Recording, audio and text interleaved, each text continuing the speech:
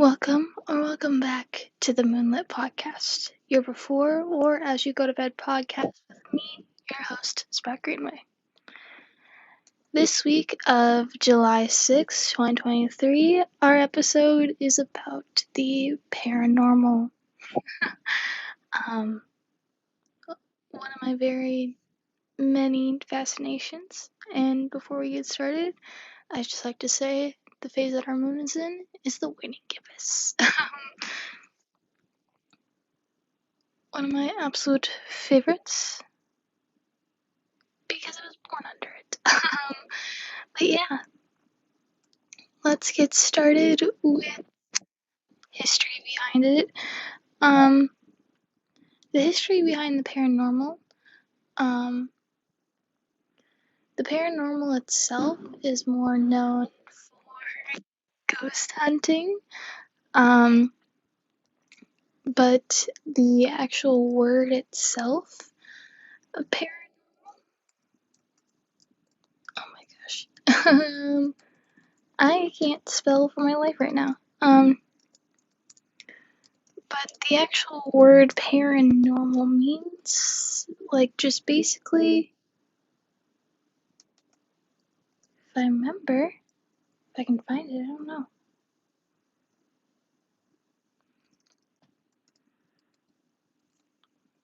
The definition of paranormal itself are detonating events or phenomena such as telekinesis or what is that word?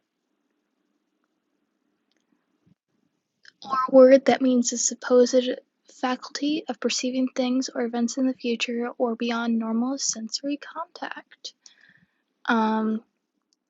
That are beyond the scope of normal scientific understanding. Now, when we think about paranormal, ghost hunting, all of that stuff, you think about a bunch of ghost adventures.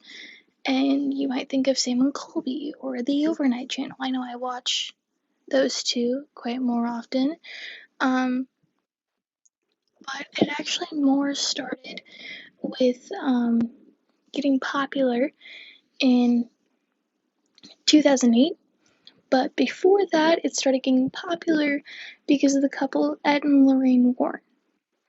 If you think that sounds familiar, or you know the names, that is because they are actually behind many movie series, such as they bring up the Conjuring universe, and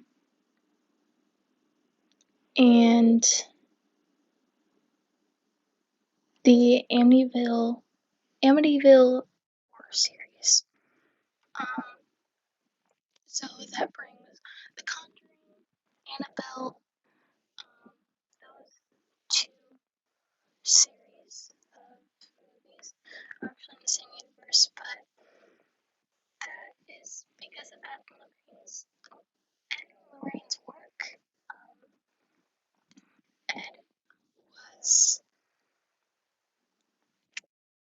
September 7th, 1926, and Lorraine herself was born January 31st, 1927. Now, these two are self-taught in their work. Ed, or Edward, was self-taught as a demonologist, and Lorraine was self-taught as a medium. So these two working together really brought forth many things, as Ed assisted and sometimes did exorcisms to help with such things. And Lorraine was able to see things the naked eye couldn't see. She was able to feel things and hear things and understand things beyond just the naked eye and the human world. She was able to see things in the spirit world and make sense of it. They actually founded the New England Society for Psychic Research, which is the oldest a ghost hunting group in New England. And yeah, they did over 10,000 cases during their career. Obviously, their most notable ones are the ones that are in the movies. And they used their house as a museum, which right now is closed. So you would have to like actually convince the people who own it right now, hey, can I come and do an investigation? Otherwise they wouldn't let you in. But yeah, it's definitely a ride. It sounds like it's been a very heck of a ride for them. Ed died August 23rd in 2006, and Lorraine died April 18th, 2019. As I said before, the ghost hunting didn't really spring up until 2008, but it was because of their research and their investigations that actually helped bring forth this. And it wouldn't be for them that we wouldn't see such work done and know more about what we know about. It's actually really crazy. I am very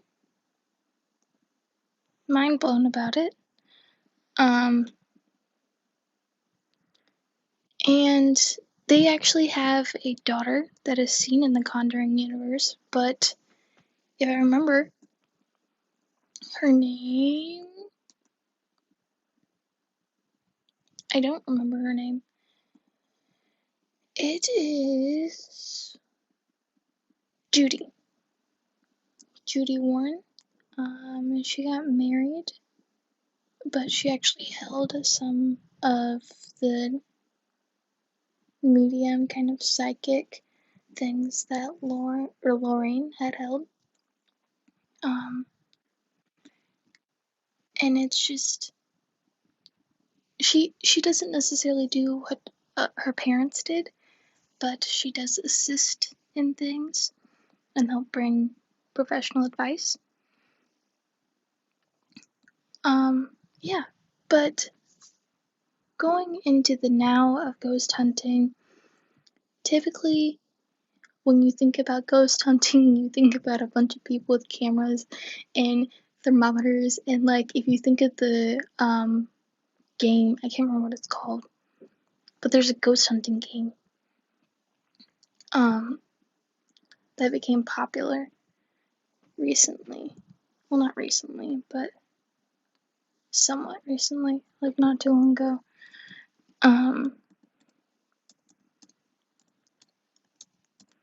But some of the stuff that's in the game, it's like, what is the game? Oh my gosh, shut up.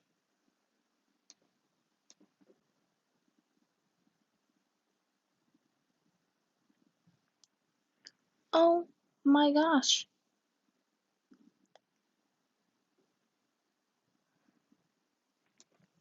Whatever. But when you think about ghost hunting, if you've like barely heard of it, you kind of think of just some random people walking around a house and being like, oh, a door opened randomly. That's a ghost. But what it actually is going around with many, many, many, many, many different tools.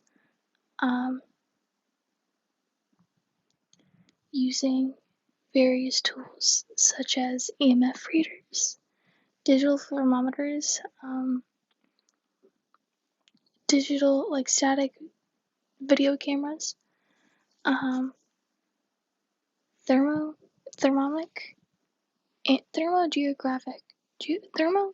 thermographic night vision cameras, And also, like, audio recorders. There's, like, also many other things you could use. But such other things that I've seen used are cat balls, believe it or not, because if you use a cat ball that, like, you have to hit in order for it to light up, then, like, the ghost would have to physically move it in order for it to, like, go off. And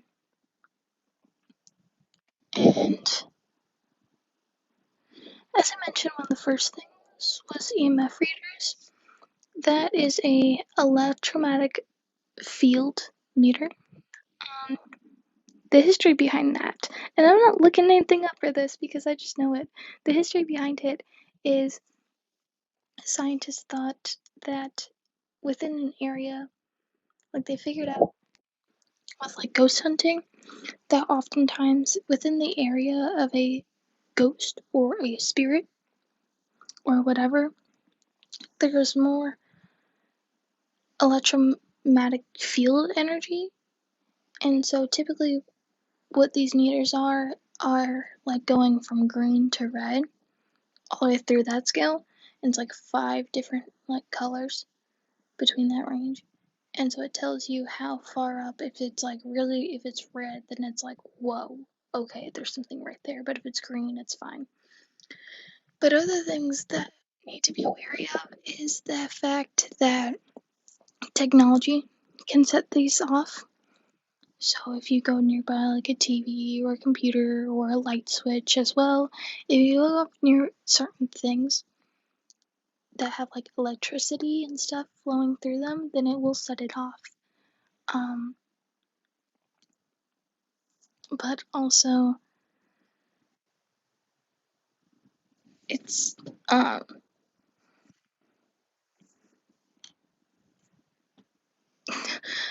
it's like there's such a range of different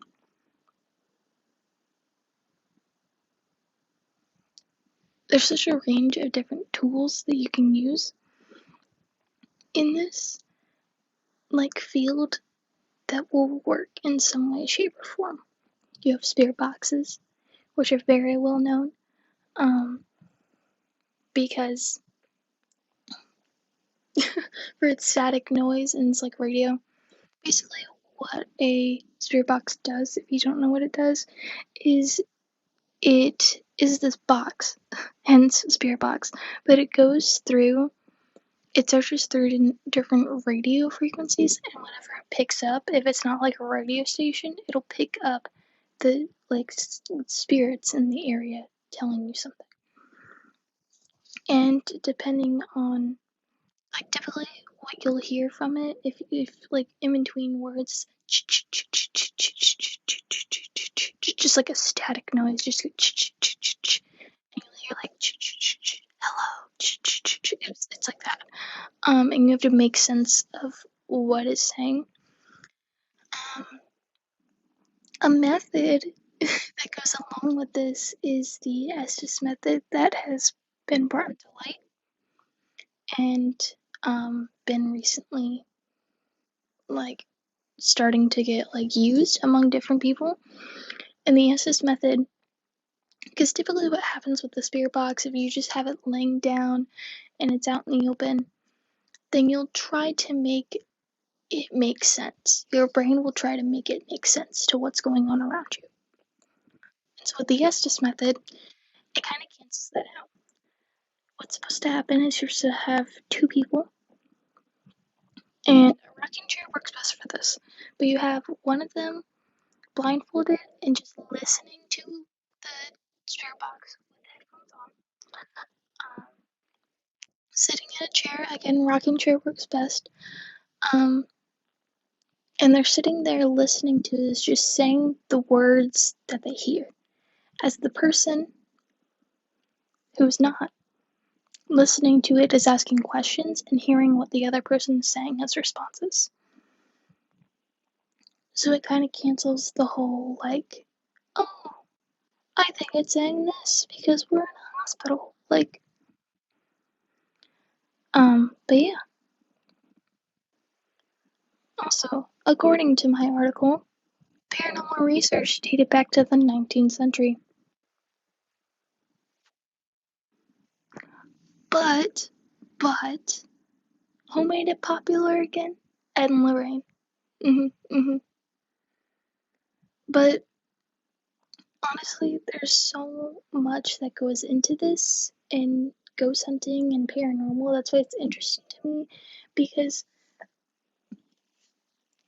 there are things in this world that obviously don't make sense ever, and the paranormal is one of them. The paranormal also lets you know that if you see something and it's a ghost, and you realize it's a ghost, that you're not alone, because a bunch of people see ghosts all the time. Mediums are more practiced in this. As I said with Lorraine's work, she's able, and other mediums are able to see things in different ways. They're able to see past the barrier between both the spirit and our human world. And so all of this research, all of this everything just goes to show that obviously we're not the only ones here.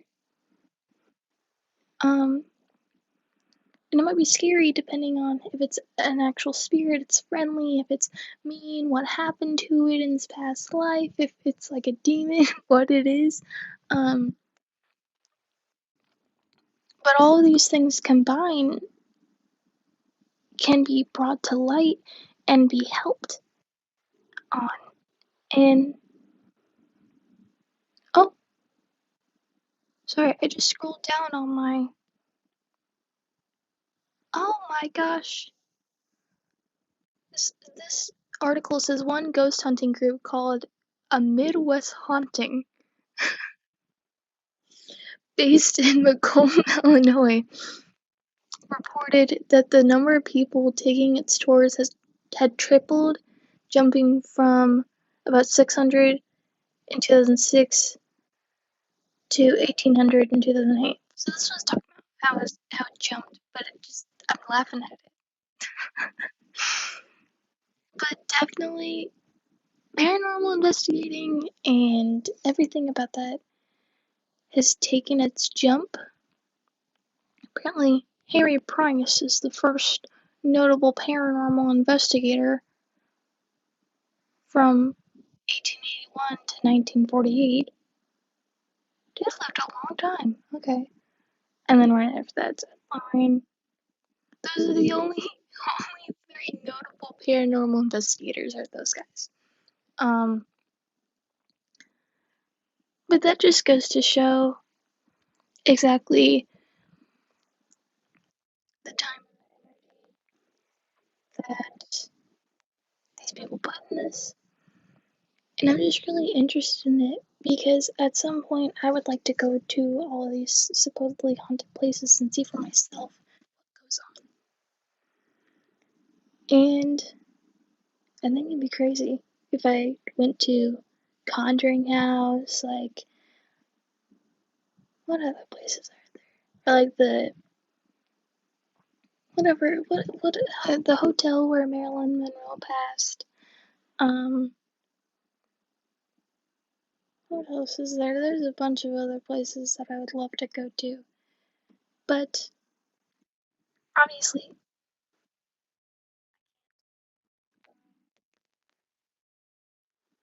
but it's just really interesting. And especially if I go to places, like recently I saw an episode about this like place. And I can tell you more about it if you guys want me to, but it's basically this like demonic cave where like a bunch of leaders went to go do things and have seances as well. And it's like crazy. And one of our founding fathers was a part of that apparently, and so I'm like, what the heck?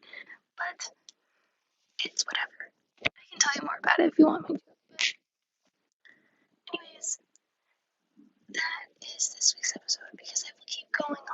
on and on and on and on and on and on and on. I'll go bananas about it because I'm just so interested. I can even, if you want me to, I can talk about different cases and stuff like that during different episodes if you're that interested. But yeah, this has been this week's episode of the Moonlit Podcast. As always, please do eat, drink, sleep, take your medicine if you need to.